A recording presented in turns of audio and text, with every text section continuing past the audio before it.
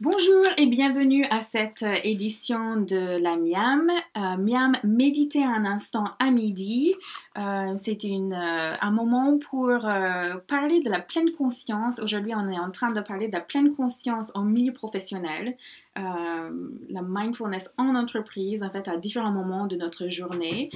Et aujourd'hui, nous allons parler avec Patrick Ancos, qui est facilitateur méditation et leadership, un entrepreneur méditant, instructeur MBSR, qui propose un accompagnement des dirigeants et des équipes basé sur la mindfulness, et notamment autour des thèmes de changement, de dynamique de changement.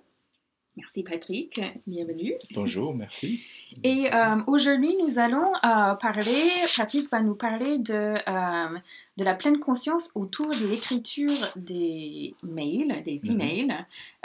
Donc, voilà, comment est-ce qu'on pourrait pratiquer la pleine conscience autour de ce geste, en fait, qui est très banal. On fait ça toute la journée, tous les jours. Alors, je ne suis pas d'accord. Il ne s'agit pas d'un geste. Il s'agit d'être en soi intrinsèquement présent à l'attention, espace-tension, de l'attention à l'écran. D'accord, ok. Et là, il y a également de l'espace de cette bulle dans laquelle notre attention se porte et quelque part, on peut, de façon assez spontanée, on se coupe de l'extérieur. D'accord, donc en fait, on va penser surtout à la relation avec notre ordinateur.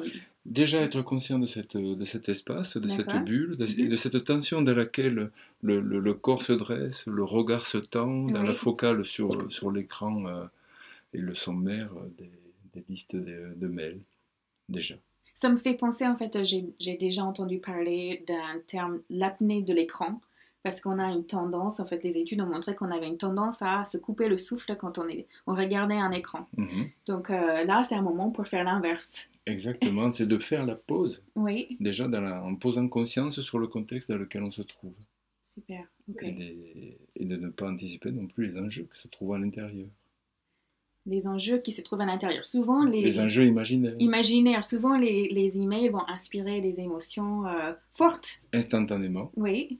Instantanément, d'une radicale brutalité, parfois, pouvant amener à des états de déstabilisation, d'angoisse, et nous faire plonger instantanément dans un espace très délicat qui est celui de la réactivité.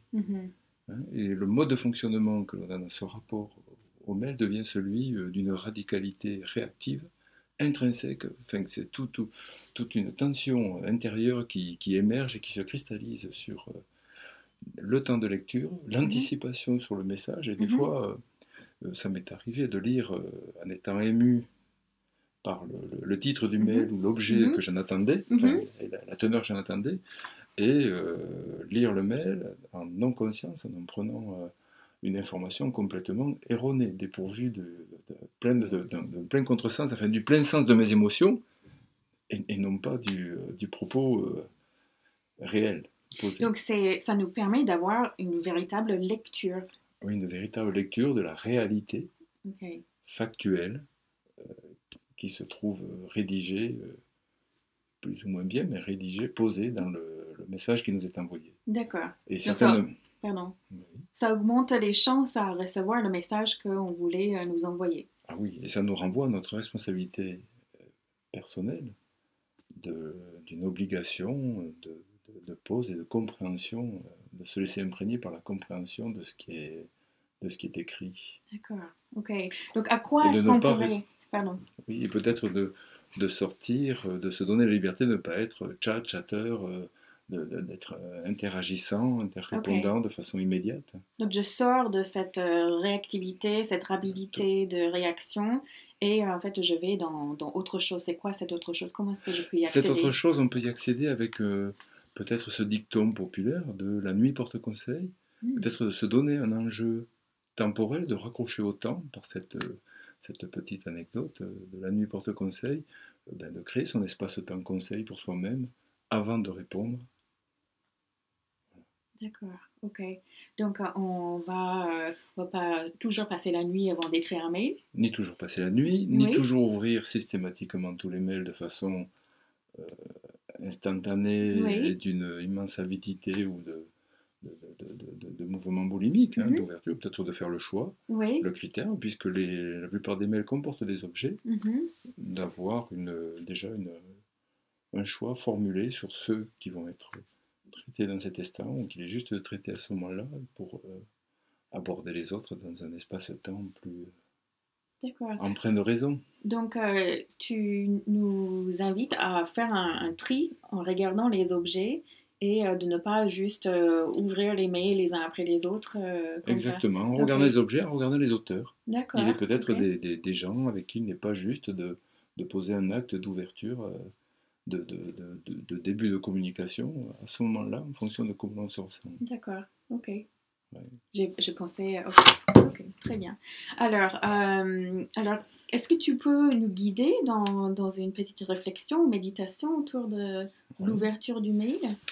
Avec plaisir. Ok. Donc, je vous invite à toujours les yeux clos, si cela est juste, pour sortir notamment dans cette configuration-là de la brillance de l'écran, s'autoriser à avoir des yeux clos, mi-clos, et prendre conscience de sa position assise et de la position de ses mains également, et tout particulièrement des doigts. Sont-ils sur la souris? Pour les droitiers, ce sera la main droite, pour les gauchers, la main gauche. Sur le clavier, être là avec la sensation de l'extrémité de ses doigts, où qu'ils se trouvent. Et de là, face à la situation de l'instant, cet instant où la boîte mail a été ouverte et s'accorder ce temps de pause. Rester face à face à l'écran, la boîte mail ouverte, et ne pas agir, être là, avec sa respiration, les sensations des mains au contact de la souris ou du clavier ou du bureau, tout simplement. Sans anticiper la perspective de la journée, sans anticiper l'intensité de l'urgence, supposée ou amplifiée par nos émotions. L'urgence des réponses à donner, et laisser ainsi l'esprit se poser et se centrer,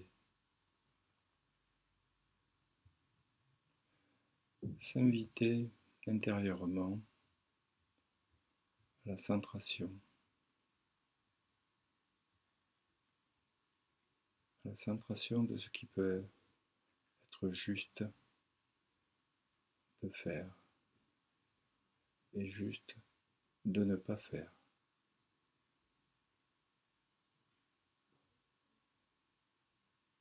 Peut-être contacter ainsi sa liberté de choix, sa liberté du choix posé,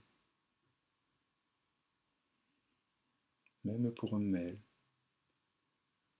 même pour plusieurs mails, même si cela représente un nano-choix, un micro-choix, un choix infime, mais c'est un instant de vie qui se pose là aussi.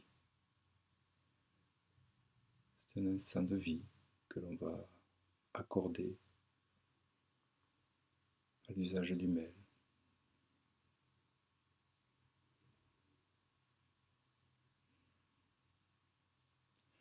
Et le fait d'être pleinement conscient du choix que l'on fait nous retire de l'absorption, de l'exigence de cet environnement numérique qui a sa propre vitesse, sa propre précipitation. Et lorsque l'on est dans le choix, on ne subit plus. C'est cet espace-là qui permet de toucher la liberté intérieure et tout en restant dans l'efficacité professionnelle.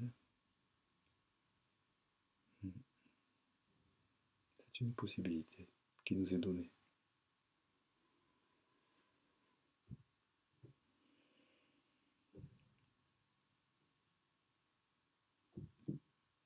Portez votre attention à la respiration et aux sensations du corps sur la chaise, les pieds au sol,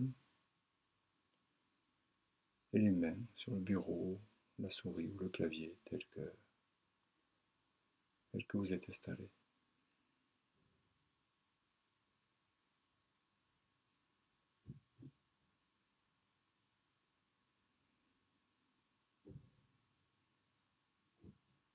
Voilà, je vous remercie pour votre attention et vous souhaite de bons mails bien discernés.